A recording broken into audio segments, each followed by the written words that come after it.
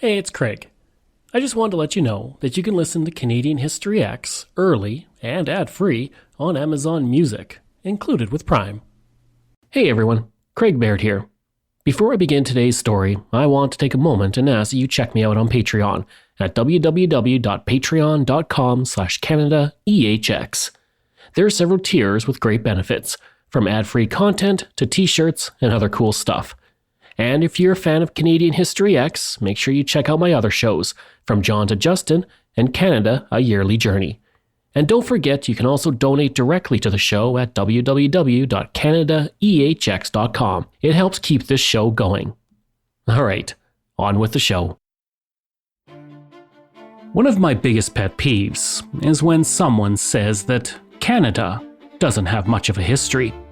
I'm understandably annoyed, as I have made it my entire career and have covered it in over 600 episodes of this podcast to prove that this country does indeed have a long story to tell.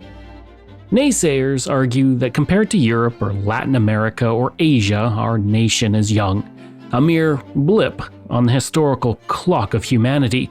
Balderdash, I say. Our Eurocentric narrative goes back over 1,000 years to the Vikings landing on our shores, but the indigenous peoples across the land share stories that go back millennia and further than the Great Pyramid of Giza or even Stonehenge. Now, it is one thing for me to talk about Canada's past, but it's another to experience it. I wanted to see the items that make up that story, so in July 2024 I made my first trip to Ottawa and Gatineau, where I visited one of the best museums in our nation. And right in front of my eyes were so many things I have endlessly researched and read about. I'm Craig Baird. This is Canadian History X, and in this bonus episode, I'm going to walk through time to share the exhibits of the Canadian Museum of History.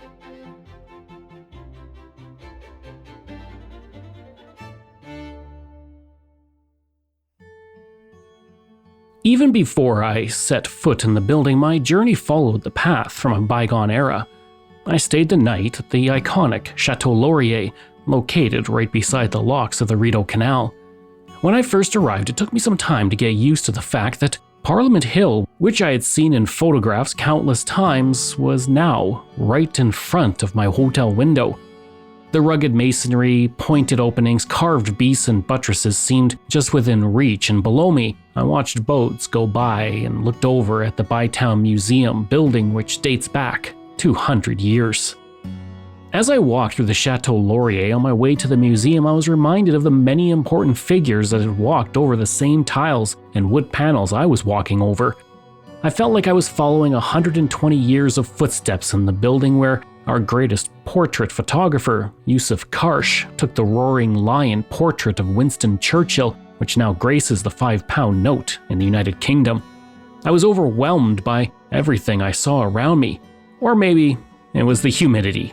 Seriously, I'm from Alberta. I don't know how people handle that humidity.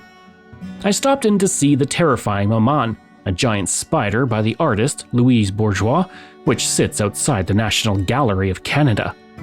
There are half a dozen of these massive statues around the world, and I made sure to get a selfie before I made my way across the Alexandra Bridge, which links Ontario and Quebec as it crosses the Ottawa River. I was walking on history. Built in 1899, it opened 1 year later and was once the longest bridge in the country and the fourth longest bridge in the world. When I visited, there was construction, so it was closed to vehicle traffic, and I could walk down the center of it just as carriages did over 125 years ago. I was sad to hear later that there is the possibility the bridge could be completely replaced. Another piece of our past, gone forever. But as I walked across the bridge, I stepped foot in Quebec for only the second time in my life, and shortly after I arrived at the doors of the Canadian Museum of History.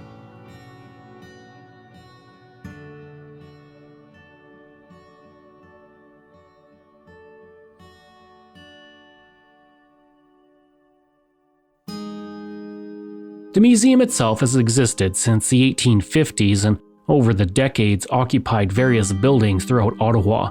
The current 75,000 square meter building is a wonder to behold. Designed by First Nations architect Douglas Cardinal, it was built with 56,000 square meters of concrete and 73,000 tons of steel.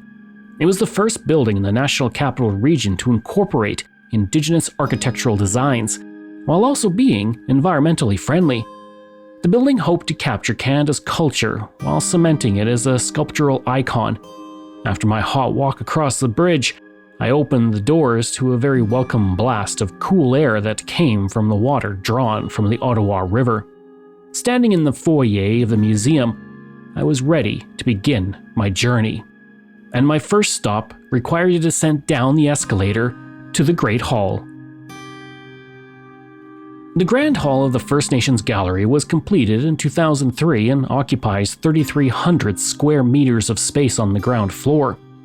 There are over 2,000 objects on display, but the real stars of the hall are the beautiful totem poles that rise to the roof. Each totem pole dates back about 100 to 200 years. They were brought from British Columbia and are now displayed with permission from the First Nations and are located in front of various houses which offer thematical displays exploring life on the Northwest Coast. Developed in association with Indigenous scholars and artisans, each display incorporates objects, voices, images, and texts, speaking to the people's history, achievements, and current realities, and are based on locations that were reconstructed based on photographs. Stephanie was my tour guide through this portion of the museum, and she explained what I saw around me. So this room is really supposed to transport you to British Columbia in around the early 1800s. So we have images that were used by the museum as references, and then they had builders from each of the individual Indigenous communities come in and recreate them in this space. The goal was to represent what an Indigenous village could look like at the time. The only difference is that these houses wouldn't have all been actually next to each other. So you have to try and picture the same type of house, one next to each other, not all these different types.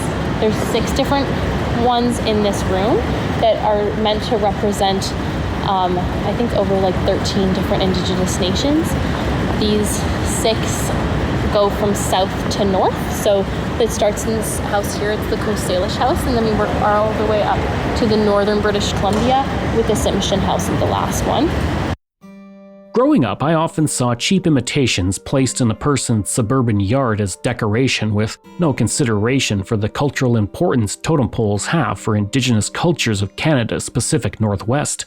Totem poles were also taken from Indigenous lands throughout the 19th and 20th centuries and placed in museums around the world as curiosities. Today, efforts are in place to return them to the people they were stolen from. Seeing totem poles in the Grand Hall as I began my journey through the museum and knowing they were placed there with permission and respect to educate others was something I was truly happy to see. And behind each pole were the houses that were recreated using the skills of Indigenous builders who completed the work with traditional tools. You can see the wood grain here. There's not like a lot of knots curving it and stuff like that, and they can keep those wood planks very, very straight. So they are truly splitting the wood, almost like you would think of doing with an axe, but they're doing the entire length of the tree trunk, and that's allowing them to create these really long planks of wood for the outside of their houses. The softness of the wood allows them to carve it more easily and use different tools and stuff like that. Inside, the houses are smaller than they would have been in real life, so multiple generations would have lived in one house under the same roof at the same time. And in some of the cases, because all the Indigenous groups are different, so not all of them have the same traditions, but in some of the cases it was the matrilineal line, and so that means like grandmother and all of her daughters and their husbands, and then all of their daughters and their husbands, and so on and so forth, would live underneath the same roof. And so you can kind of understand why this room would be much smaller than it would have been like in real life. A lot of times the roofs are actually a little bit lower just to get them to fit better, and they would have been a lot deeper. The Grand Hall was designed to deconstruct and supersede erroneous assumptions while addressing the stereotypes surrounding Indigenous identity. The exhibits confront the notion of Euro-Asian technological supremacy at the time of first contact with the Americas. They are organized into various sections including ways of knowing, the arrival of strangers, and an ancient bond with the land. The pre-colonial era story is told through the artifacts on display and via items that have been recreated by the First Nations using traditional methods. In this section, we also talk about more agriculture. So these are baskets that would have been woven by artisans in the community. In some cases, that kind of like knowledge to be able to create these pieces would have been preserved over time for one family to do. And in some cases, the weavers were so talented, they could actually get it close enough that it would hold water. So these are incredibly talented individuals, and they have a very, very special skill set. The weave really just depended on what they were going to be using the basket for in terms of storage or what type of like collecting food and stuff like that they were going to do. Sometimes they would use the baskets to collect like to pick up fish and stuff like that. So that's when you'll have bigger holes because it lets the water go through, but the mussel or the fish or whatever will stay inside the basket. While the Grand Hall is filled with the artwork dating back hundreds of years, the last thing you see before you leave is the original plaster for the spirit of Hattagwai, a sculpture created by Bill Reed in 1991. It is not by chance it is placed at the exit, as it represents the fact that the First Nations are still here and still creating art. They have for centuries and will continue to into the future. The sculpture was cast in bronze several times from the plastic original, and it represents First Nations heritage by showing a traditional cedar dugout canoe 6 meters in length carrying creatures from mythology. Bronze casts of the sculpture are located outside the Canadian Embassy in Washington, D.C., and outside the Vancouver International Airport. The animals and figures represented inside are a mix of mythic and real, and predator and prey. And so the idea is that they are working together to get to their next destination. They're not eating each other. They're all within like the same boat, and they're trying to make it to their final destination. Some of the figures you can see on this side are different than the ones you'll see on the other side, so it really is like a 360 sculpture. But you can see here there's a bear with their cubs, a beaver in front, and the mythic figures. Here's the dog fish woman. All these figures would have come to play into a traditional Indigenous story, and this is the artist's interpretation of that story. Once we walked out of the Grand Hall, my attention was directed 7 stories up to the very top of the building where Alex Janvier painted his mural, Morning Star, in 1993. Janvier, who passed away in 2024, was one of our most celebrated Indigenous artists. Described as the first First Nations modernist, his masterpiece covers the domed ceiling of the Grand Hall. He painted it over the course of 3 months with the help of his son Dean. And it tells the story of the relationship between Europeans and the Indigenous people that lived on the land of Canada. The story is separated into 4 different parts, and it can also show you the idea of a medicine wheel. So some people see it right away, some people don't. But in this case, the medicine wheel is represented with a blue section where normally it would be black. And it's just the artist's their Indigenous community doesn't use black, and so they use blue in the medicine wheel instead. But that makes it kind of more unique. And then the story goes around the circle, and you really get to see the idea of how like the relationship evolves over time. It's an interesting place for it to be in the museum because, of course, you look across the way and you can see the buildings where a lot of the decisions were made against Indigenous people and their culture over time. I'll also add that I go into more detail about Morning Star on my TikTok, so check out my TikTok at CDN History EHX. Once you've walked up the ramp to get a closer look at Morning Star, you turn down a long hallway with images of our country. Canadians submitted photos representing every province and territory in the Great White North. The images of monuments and places and activities from province and territory, regardless of area or population size, have been placed on top of mirrors so that you can literally see yourself in them. And as you exit, you come to a hub where 3 halls branch out from. And on the floor is the image of Canada, devoid of any borders, city, or place names. It was created from over 125 satellite images, and like everything else in the museum, there is more to it than meets the eye. The goal is to really have people understand just how humongous the country is, because sometimes when you're looking at a map, it's not fully clear. currently we are right here. And when we were downstairs, we were talking about British Columbia, which is all the way over there.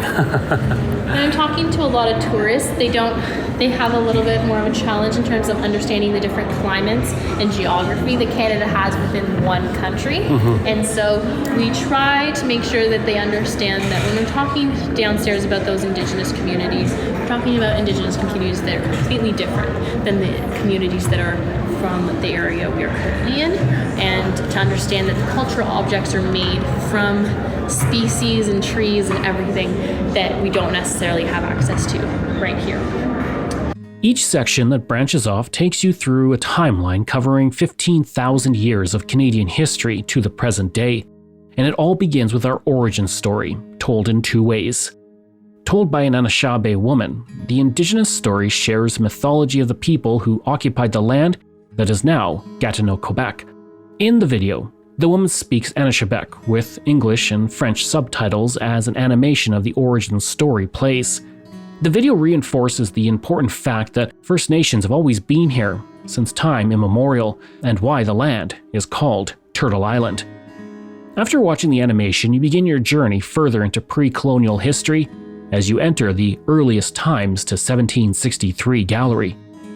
One of the most interesting parts here was the bison hunt diorama. It recreated the use of a bison jump, like the famous one at Head Smashed In Buffalo Jump in southern Alberta, where First Nations used the land itself to hunt bison in great numbers and harvest everything they needed from the great beasts. They would use the animal for just about everything. So, of course, they used it for their meat to eat. They could use their sinew or tendons to make thread. They could use their skin hide for clothing. All these items are real, by the way, if you want to touch. They would use bones for tools and pieces, like game pieces. They could use their horns for like ladles, teeth for necklaces, all of those things. So you can kind of see how they really use the entire body of the animal. They would even use its poop for burning fire and creating really warm fires. And the last one is like the bladder that they would use for a water bottle. So they wanted to use the entirety of the animal. And it's a really interesting way of like respecting the animal that you've just hunted and making sure that you're using the resources that you have available to you. There's not wasting. Right. There's no over excess. Other important artifacts in this first part include the first face, which is an ivory carving from the Arctic that dates back 3,600 years. It's the oldest representation of a human face ever found in Canada, and archaeologists believe that it represents the face of an older woman. Various sculptures by the Dorset people, representing polar bears and other animals found in the north, are also on display, and the Dorset people preceded the Inuit in the Arctic. And every step through this section was hundreds of years and generations of people long before Europeans ever set foot on North American shores. At the end, I was greeted by the face of an Inuk man who lived 800 years before I was born. His name was Nuvu Miatak, and his remains were collected 60 years ago, but through the work of archaeologists and the Inuit people, he lives once more. He stands, holding his walking stick, meeting the gaze of every visitor.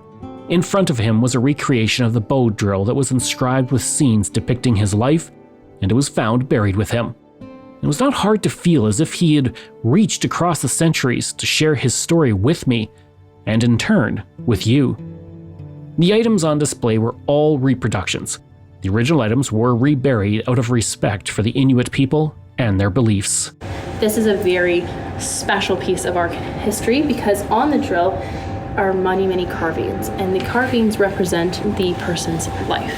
So through the help of the forensic anthropologist and the person that was analyzing the bow drill, we were able to tell you the story about this individual. He was a kayaker, and we can tell that because of the bones on his shoulders were very developed, and so he was a very strong person. And we also know that because it was carved into the bow drill. So all of these things, they kept comparing the stories on the bow drill to the stories we could tell through the bones in his body, and they were able to really form a really in-depth like timeline of his life. And then here we have like a representation of him. To recreate him, the skull was laser scanned and a plastic replica was sent to France, where a forensically accurate reconstruction of his face could be created. There was a lot of consultation with the Inuit people to ensure that he was represented properly. Even his expression was chosen by the community, who wanted him to look proud, looking out on the land, remembering his past. And as for his name, it means person from the peninsula. Hearing his story from Stephanie was a great way to end the first part of my tour, just as I was about to begin my journey into the post-colonial era.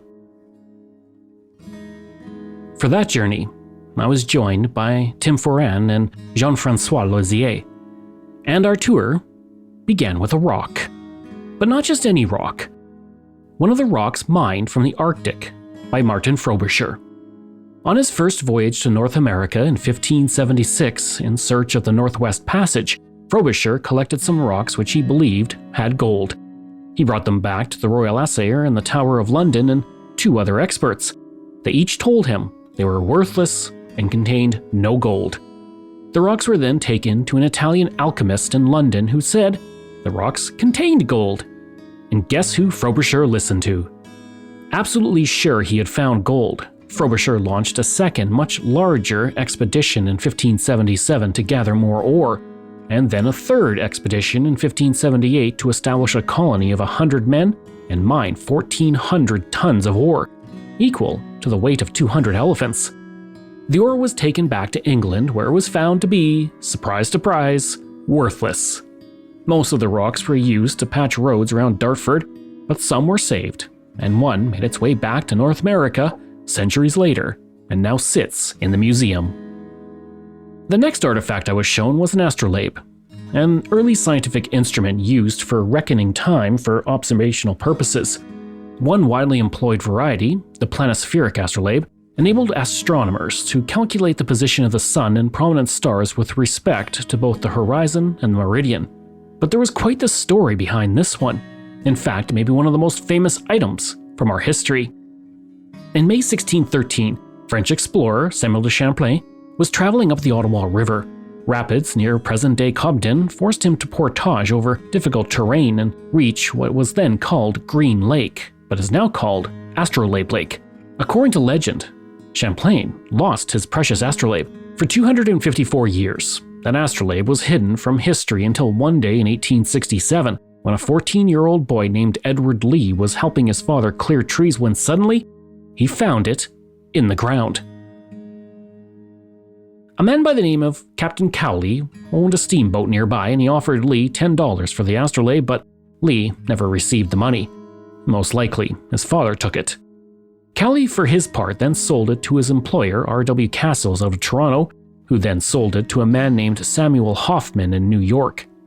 In 1942, it was donated to the New York Historical Society, and in 1989, it was acquired by the Canadian Museum of Civilization, now known as the Museum of History.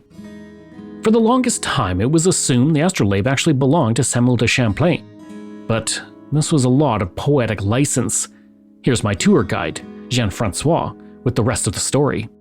It's not Samuel de Champlain's astrolabe. There's nothing that allows us to say that this was Samuel de Champlain's astrolabe. Even though the museum, since it's purchasing it for a small fortune from the New York Historical Society, had it through the 20th century. So through the 1990s, this was, as far as we were concerned, Champlain's astrolabe. If you see the nuances here, now it's Champlain's astrolabe, question mark, or the astrolabe reputed to have belonged to Champlain. In 2013, Bruce Elliott, a Carleton University historian, found a document from 1893 written by Captain Cowley. The captain simply identified the discovery as one of many French artifacts found, but did not actually attribute it to Champlain. Most actually believe now that it belonged to a Jesuit missionary supply cache because of its size. One of my favorite movies is Indiana Jones and the Raiders of the Lost Ark, and there's one scene that's always stuck with me. René Belloc, a French archaeologist and main antagonist in the film, finds Indy in a crowded bar. He pulls out a watch and says it's worthless. It cost him $10 from a street vendor, but if he were to take it, bury it in the sand for 1,000 years, it becomes priceless. That quote stuck with me as a kid because it showed me the power of time. History can turn something inconsequential into something wonderful. Just think of how Gen Z looks at the Nokia 3 telephones and Beanie Babies. And our next stop on the tour was the perfect example of that. It was an exhibition of trash in the nation's most prestigious museum. Specifically, trash from a well that sat outside the home of an officer with the French colonial troops at Louisbourg. What they considered to be worthless enough to throw down a well are now priceless artifacts. And that trash also tells the story of a dark chapter from our nation and gives insight into the life of an amazing woman. Once again, here's my tour guide, Jean-Francois. These objects are especially interesting because we know that that household had a slave by the name of Marie-Marguerite Rose, or Marguerite Rose, or Madame Rose. She goes by a number of names in the sources, who appears by all accounts to have been an exceptional woman. So on the one hand, she is emblematic, and we mobilize her in that role here. She's emblematic of the fact that there were slaves in New France and in early British North America. It's a theme that we still are struggling as Canadians to understand, appreciate, compared to a place like the United States that has been struggling with the slave past for quite a while. Anyway, so these are objects, pins, little ash or coal shovel, and a cup that she may have manipulated. We had a button mold there as well. Oh yes, button mold top one that she may have used to mend some of the household clothing, to take care of the fireplaces. Le Pinot and his wife had 12 children for which she cared. So in one way, this woman, born in West Africa, forced to cross the Atlantic, enslaved against her will, naturally, is quite emblematic of the fate of very many slaves in New France. But she is exceptional insofar as later in life she obtained her freedom. We don't quite know what the circumstances were, whether she bought back through manumission her freedom, or whether Monsieur Le Pinot granted it to her, possibly because she was growing in age and an elderly enslaved person could become a burden for the household. We don't know the details of the relationship. However, what we know is that she obtains her freedom. She marries a man, Jean-Baptiste Laurent, who is a Mi'kmaq man. There again, we wish we knew more about their story, but it seems to have been quite a fruitful couple insofar as they rented a building in front of the Le Pinot household, 2 stories, and ran it as an inn for a couple of years. And so here we have this woman who, from an enslaved status, earns her freedom, becomes a businesswoman of a sort that is quite exceptional. Tim and Jean-Francois then took me to see more rocks. And as you can imagine, they also came with a cool story, and it involved a group of angry citizens descending on the province of Canada's Parliament building in Montreal and burning it to the ground. I covered this in early 2024, but essentially, citizens resented the passing of the Lower Canada Rebellion Losses Bill, which compensated French Canadians for their losses over a decade earlier in the rebellion.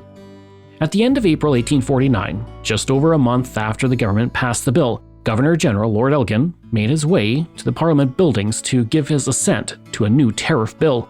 At 5 p.m. he signed it, and while he was there he decided he might as well sign another 41 bills waiting for royal assent, including the Rebellion Losses Bill. And as he signed, the spectator gallery became agitated, but he was able to continue with little fanfare while outside the building, word spread and a crowd formed. At 6 p.m., Lord Elgin left the building and was met by a crowd who threw eggs and rocks at him. He rushed to his carriage and ordered his driver to get him home as quickly as possible. But before he left, his wife Elizabeth reached down and grabbed 2 rocks. She then labeled them, giving historians a specific date and time to tie the object to an actual event. Here's my tour guide Tim to share how those rocks are now sitting in the museum. And his wife, Lady Elgin, God bless her, she has the presence of mind to collect two of them. She's a true museum curator. She collects two of them, labels them. So they read Montreal, April 30th, 1849, thrown at the Governor General. So these are, as far as I'm concerned, among the most interesting artifacts in the National Collection, certainly the most interesting political artifact. Of course, I also had to ask about the legend that Sanford Fleming, the creator of Canada's first stamp, who surveyed many of our railroads and brought us the concept of standard time, was one of the individuals who rescued the Queen Victoria portrait from the burning building. May also be another source who mentions this, Scottish man wearing a Scottish bonnet, helping to take out that portrait. This seems like Diefenbaker meeting Laurier in Saskatoon, where it's like, there's no other evidence of this except for your story. And it's a great story. It is, but did it actually happen? Yeah, quite right. But, Sir Sanford Fleming, arguably one of the greatest Canadians. I also covered the story of Sir Sanford Fleming in early 2024, so have a listen to learn more. And speaking of the stamp created by him, you can find this stamp, the 3-penny beaver, at the Canadian Museum of History. Our next stop on the tour was something truly amazing to see, and it connected to Thomas D'Arcy McGee, one of the fathers of Confederation. McGee was born Irish Catholic and opposed British rule in Ireland. Eventually, this led to an arrest warrant, and he fled to the United States, where he lived for a time. He later moved to Montreal in 1857. By then, his revolutionary tendencies were mellowing out, and he worked to have Irish Canadians cooperate with Canadian Protestants to form a self-governing nation within the British Empire. Called Canada's first nationalist, he was denounced by the Fenian Brotherhood, a paramilitary secret society of exiled Irish Republicans. That group led attacks from the United States in the late 1850s and early 1860s to force the British to divert resources from Ireland to North America. And when McGee denounced the Fenian Brotherhood, it came with the ultimate sacrifice. On April 7, 1868, he was shot in the head at his home along Spark Street in Ottawa. The assassin, or at least the man accused of the murder and sentenced to death, was Patrick Whelan. Whelan stood on the gallows on February 11, 1869, and professed his innocence, stating he knew who killed McGee, but he refused to name him. And as we looked upon an exhibit of a gun, which was found in Whelan's pocket, I asked my tour guide Tim if he truly killed McGee. Right up to the gallows, he said that he was innocent. So it seems very unlikely to me that a Fenian sympathizer, a devout Roman Catholic, would have gone to his death on a lie when he could have, he was a shriven man, he'd gone to confession, he could have claimed the glorious laurel of a Fenian who took out a great collaborator, but he didn't. So he claimed that he knew who the assassin was, but he would never provide a name. What a very, very Fenian way to go out, right? This is just intense loyalty to the cause. No, I don't think it was him. And nor do we think it was, well, we know, in fact, David Wilson has said that it was not a sanctioned Fenian hit.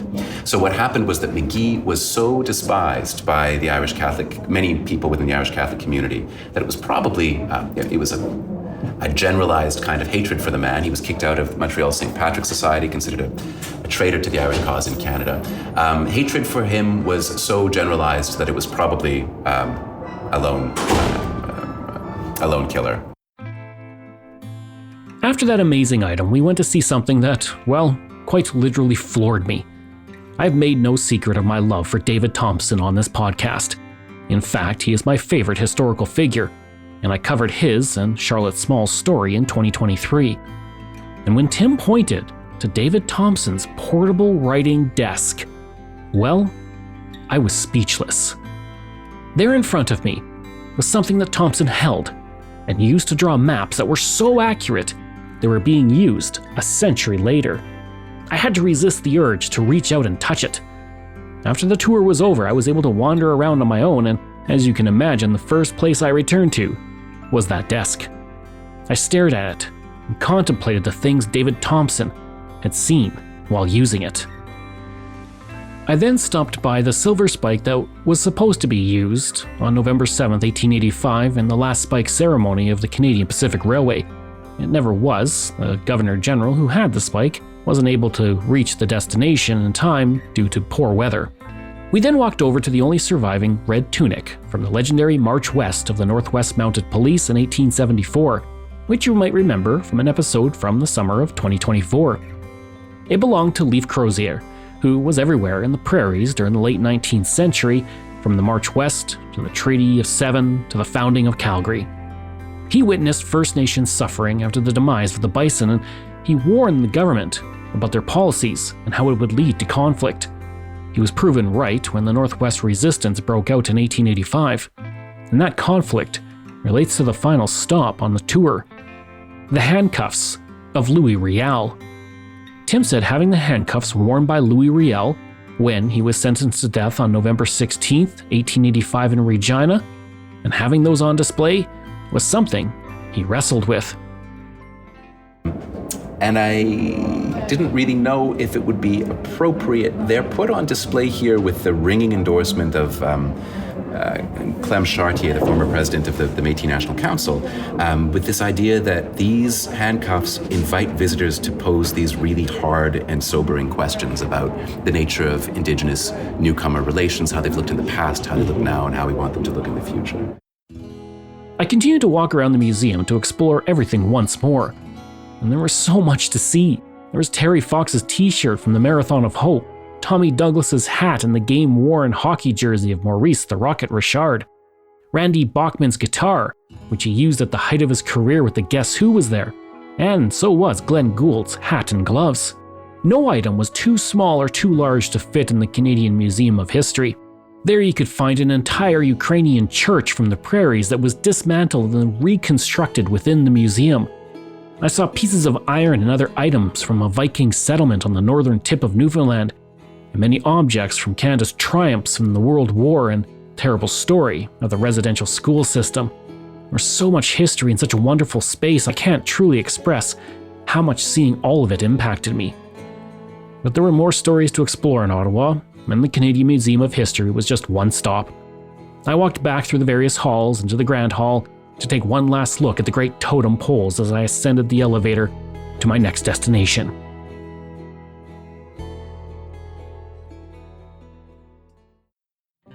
After I left the museum and had the best bagel of my life at a Quebec bagel shop with Jean-Francois, then I strolled the grounds along the banks of the Ottawa River.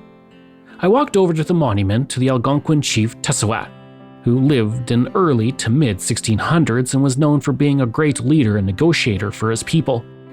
I was in awe of the Parliament buildings across the river and thought about how the decisions were made there which impacted so many people.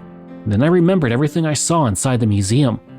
Canada's present and future is decided, directly across from the building, celebrating its past. And once I realized that the aqua taxi I was hoping to take back across the river was not going to be arriving anytime soon, I walked back across the Alexander Bridge to my hotel as the 30 degrees Celsius heat cooked me and nearly gave me heat stroke.